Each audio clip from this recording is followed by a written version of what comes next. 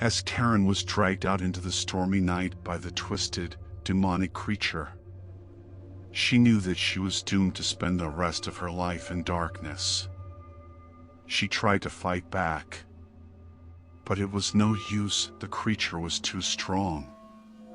Its claws tearing at her skin as it dragged her away from her home and into the woods.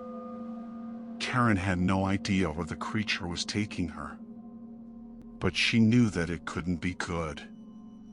She tried to think of a way to escape, but her mind was foggy and her body was weak from fear. She couldn't even manage to make a sound, her voice trapped in her throat as the creature continued to drag her deeper into the woods. Finally, after what felt like hours, the creature stopped in front of a dark, abandoned cabin.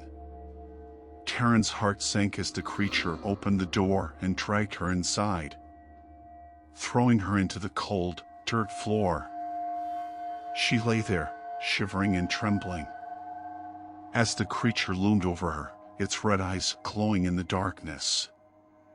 "Why are you doing this?" Karen managed to croak out. The creature didn't answer.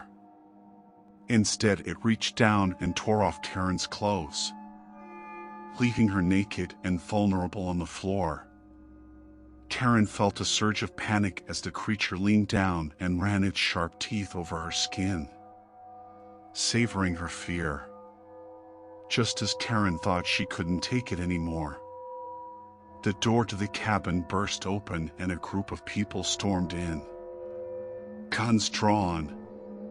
The creature let out a snarling growl as it was surrounded, but it was no match for the well-trained team of hunters. Within minutes, the creature was dead, its body slumped on the floor next to Karen.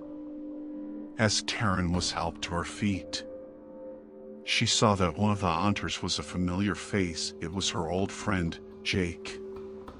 Jake had always been fascinated by the supernatural and had spent years training to become a hunter. When he had heard about the strange occurrences in Karen's town, he had known that he had to come and investigate. "Are you okay?" Jake asked, wrapping Karen in a blanket. Karen nodded, tears streaming down her face. "I don't know what would have happened if you hadn't shown up."